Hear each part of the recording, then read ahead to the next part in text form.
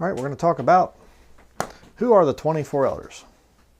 I've made statements in the past about, I'm not really sure, and there's a lot of debate and blah, blah.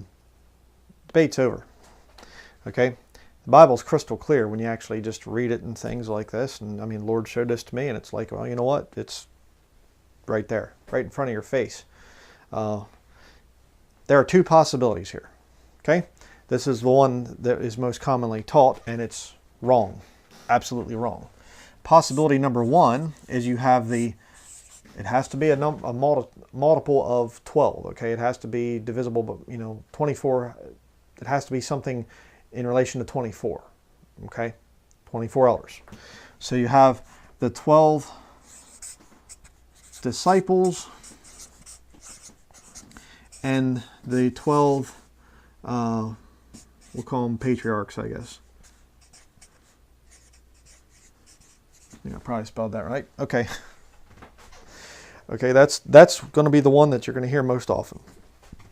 The 12 disciples and 12 Jewish patriarchs. In other words, the heads, the men that were the heads of the 12 tribes. All right? Let's look here at the scriptures. I'm going to show you why this one doesn't work. This theory is nonsense. Revelation chapter 4, verse 4. And round about the throne were 24 seats, and upon the seats I saw 24 elders, sitting, clothed in white raiment, and they had on their heads crowns of gold. They're crowned because they've been through the judgment seat of Christ. Okay, then it talks about some other things here. Verse 10, Revelation 4, verse 10. The 24 elders fall down before him that sat on the throne, and worship him that liveth forever and ever, and cast their crowns before the throne, saying, Thou art worthy, O Lord, to receive glory and honor and power, for thou hast created all things, and for thy pleasure they are and were created. Now, is there any indication?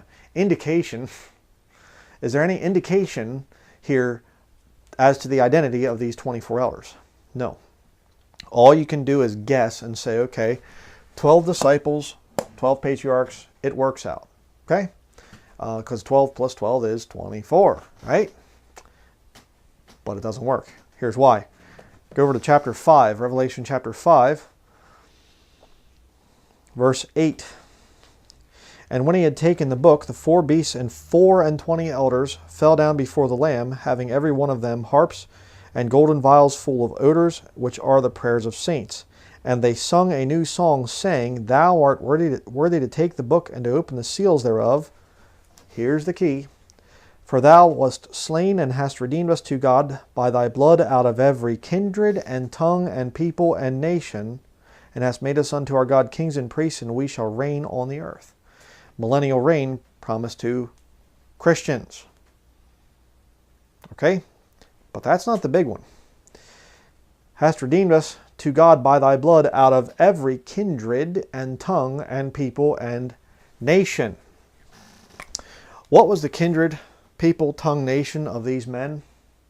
They were Jews. Right? The disciples were all Jewish. Obviously, the heads of the 12 families there, and things, the 12 tribes of Israel, they were also Jews. They could not fulfill verse 9. They were not from every kindred, tongue, people, nation. I always want to get the order correct in that. So who are the 24 elders? What did we just read? They are redeemed out of every kindred, tongue, people, and nation. How many different kindreds, tongues, peoples, and nation, how many does the Lord recognize? Here is the true interpretation of that. 2 from each of the 12 boundaries.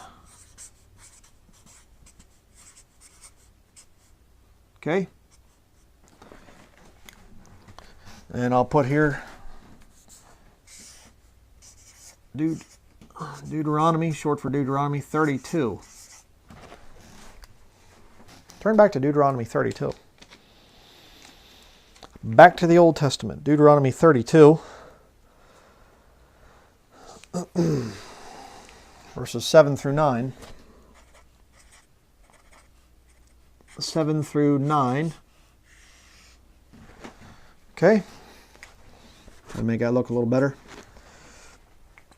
Deuteronomy 32, verses 7 through 9. Remember the days of old, consider the years of many generations. Ask thy father, and he will show thee, thy elders, and they will tell thee. When the Most High divided to the nations their inheritance, when he separated the sons of Adam, he set the bounds of the people according to the number of the children of Israel. For the Lord's portion is his people, Jacob is the lot of his inheritance. God separated the nations into 12 boundaries. What's 12 times 2? 12 times 2 is 24. Right there. 24 elders. You say, well, Brother Bryan, that's Old Testament, though. It's Old Testament. God's gotten rid of that because all nations are of one blood, right? Go to Acts chapter 17. I love asking these people, they go, all nations are of one blood. God doesn't see differences in the different ethnicities and things like this. I know race is not a Bible word, so I'm not going to use that, but, nations, kindreds, tongues, peoples, there's no difference now. We're all of one blood.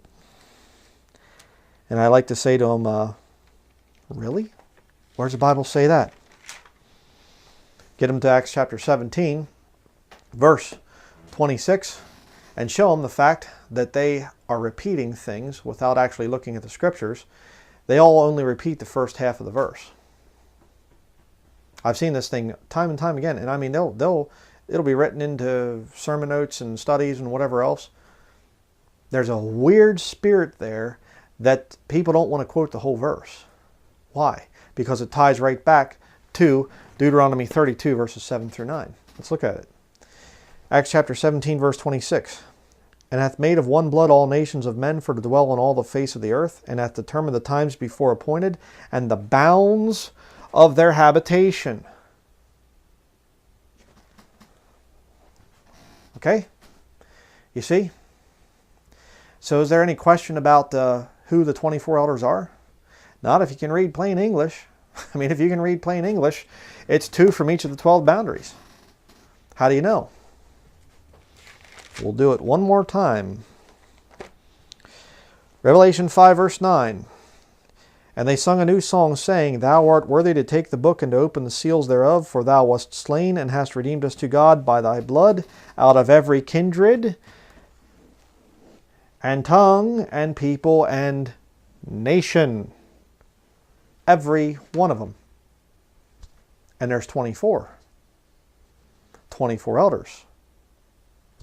So that means that there has to be, 2 from each of the 12 boundaries. Works out perfectly.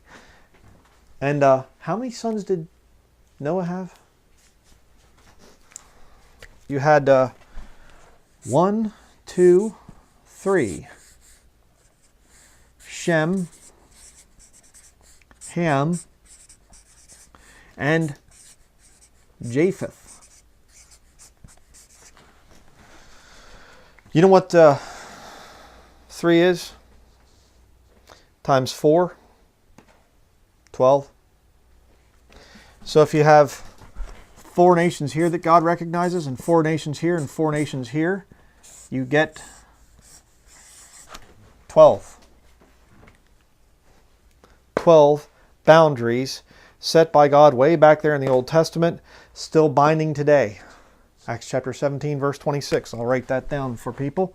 Acts 17, 26. Still in effect today. Something that did not change from Old Testament to New Testament. 12 boundaries. So you read the scriptures, Revelation 5:9 is clearly telling you who the 24 elders are. Now, what's their identity? How do they get to become 24, one of the elders or something? I have no idea.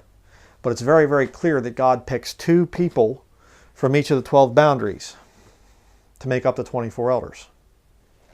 Crystal clear. Okay? Again, you know, these points. Well, I agree to disagree. Well, how can you? I don't understand. I don't understand it. It can't be up here. They're all Jews. Okay? It has to be this down here. Oh, but, you know, I've never seen this in any commentaries. You know, I get that thing too. Okay, does it line up with Scripture? Then I don't care about your commentaries. I don't care about your church councils or your church fathers or whatever else. If it lines up with the Scriptures, then you let your beliefs be defined by Scripture, by this book right here. You see?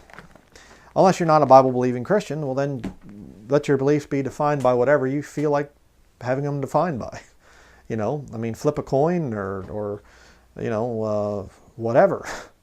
Do whatever you feel is right if you're not a Bible-believing Christian. Church councils or your pastor or college education or whatever you feel like doing. But if you're a Bible-believing Christian, this is the truth. This up here is not the truth. Simple. So that's going to be it. Thank you for watching.